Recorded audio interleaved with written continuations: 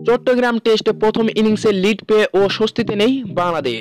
নিজেদের দ্বিতীয় ইনিংসে ব্যাট করতে নেমে স্বাগতিক দল পড়েছে ব্যাটিং বিপর্যয়ে। বাংলাদেশের করা ৩৩০ রানের জবাবে পাকিস্তান নিজেদের প্রথম ইনিংসে সংগ্রহ করেছে ২৮৬ রান।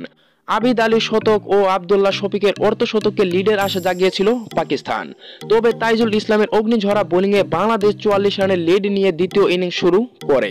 তবে এক্ষেত্রে টাইগাররা প্রত্যাশার প্রতিদান দিতে পারেনি। তৃতীয় দিনের শেষ সেশনে ২৫ রান জড়ো করতে মমিনুল হকের দল হারিয়ে ফেলে ৪টি উইকেট।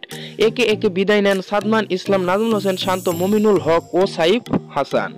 এরপর দলের হাল ধরেন অভিষিক্ত ইয়াসির আলী রাব্বি ও মুশফিকুর রহিম। দুজনের সাবধানী ব্যাটিং দলকে আর কোনো বিপদের মুখ দেখতে দেয়নি। দিনের খেলা শেষ হওয়ার আগে তৃতীয় দিনে ১৯ ওভার খেলেছে বাংলাদেশ। তাতে ৪ উইকেট হারিয়ে বাংলাদেশের সংগ্রহ ৩৯ রান। মুশফিকুর রহিম ১২ ও ইয়াসির আলী রাব্বি ৮ রানে অপরাজিত আছেন।